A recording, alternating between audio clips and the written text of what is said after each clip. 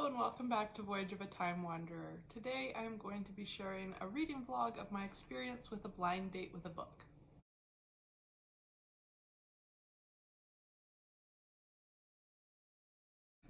So I thought for Valentine's Day it would be very appropriate to do a blind date with a book vlog.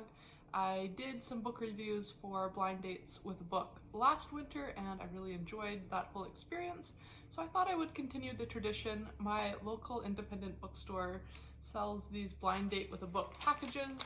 They're nicely wrapped up in little brown paper packages and they have kind of a one-word description or quote from the book to help you make a decision on what blind date you want to go on. And so I have kind of made this into a tradition to receive one in my Christmas stocking, and this is one of the ones that I got this past Christmas and I haven't read it yet, so I'm going to turn it into a Valentine's week reading vlog and book review. So the book that I got in this blind date package, I'll start by reading the little blurb on it, and it says, "A charming testament to the strength of women's friendships in 1916 London." So there's a couple things that made me choose this blind date package. Obviously it's going to be historical fiction because we know it's set in 1916 in London, and I love World War I era fiction and interwar fiction if it kind of continues on past 1916. It sounds like it's going to be kind of like women's book club type literature, so that's what drew me in. So now to reveal what is inside this blind date with a book package. The book that I received is The Kew Garden Girls. And even this cover is so appropriate for Valentine's Day. I hadn't looked at it again since Christmas, and I didn't realize how well it matched with the sweater I'm wearing. So the book that I'm going to be reading this week is The Kew Garden Girls by Posy Lovell. And we've got a classic historical fiction cover here, women in period dress walking away. So I'll read the back here. "Can the women of Kew keep the gardens alive in the midst of war? London, 1916. England is at war. Desperate to help in whatever way they can, Ivy and Louisa enlist as gardeners at Kew, the Royal Botanic Gardens, taking on the jobs of the men who have gone to fight. Under their care, the gardens begin to flourish and become a safe haven for those seeking solace. But not everyone wants women working at Kew. The pair begin to face challenges on the home front. When a tragedy overseas affects the people closest to them, can the women of Kew pull together to support themselves and their country through the darkest of times?" So I think this sounds really interesting and I'm really happy with my blind date pick. And my plan is now to intersperse some reading thoughts with kind of day in the life vlog throughout the week and then come back and share my final review of this book. So I hope you enjoy watching what I got up to in this week preceding Valentine's Day, and I can't wait to dig into this book and see what I think.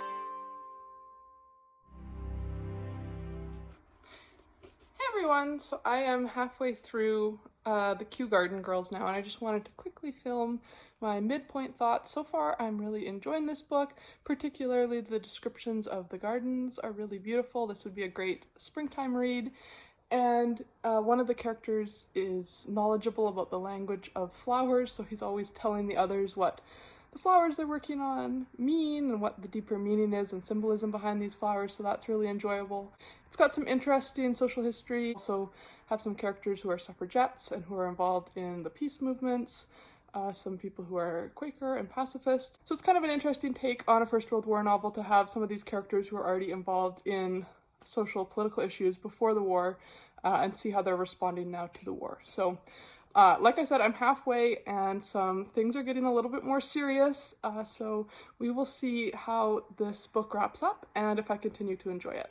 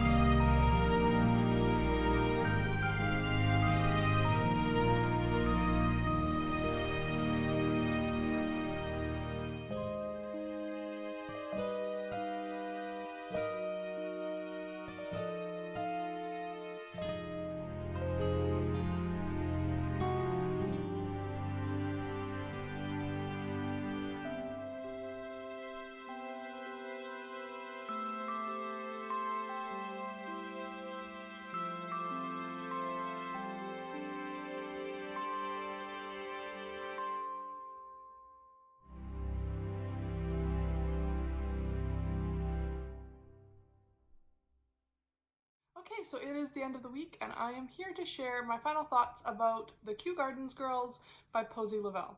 Overall, this was a really enjoyable historical fiction read for me and definitely appropriate for the springtime. I ended up giving it 4 stars on Goodreads. It's probably more of a 3.5, but I was feeling generous, so I bumped it up to 4. We'll see if I adjust that later. Sometimes I go back and change when I kind of have more books read in a year and have a better gauge of what my star ratings for the year will be like, but I did give this 4 stars. I thoroughly enjoyed it. What I will say is it was a very quick read. It's just under 300 pages. My copy is 293 pages, but it did read really, really fast, and at the same time there were some plot points that I wished had been drawn out a little bit more or dealt with in more depth. So for example, one of the main kind of conflicts in this book is that the Kew Gardens girls, who are female gardeners who are taking the position of men while they are off fighting in World War I, these female gardeners find out that they're getting paid 3/4 of the wage of the male gardeners, even though they were all starting at the same time, so it's not like one of them had more experience than the other. So they decide to stage some collective action and try to petition for a higher wage for themselves, which would have been a really interesting storyline, except it's resolved in like 2 chapters. Like, they notice they're getting paid less, they go on strike for like 1 week and have a meeting with the boss, and he's like, "You're right, this is very unfair, I'm gonna change it." And that was it.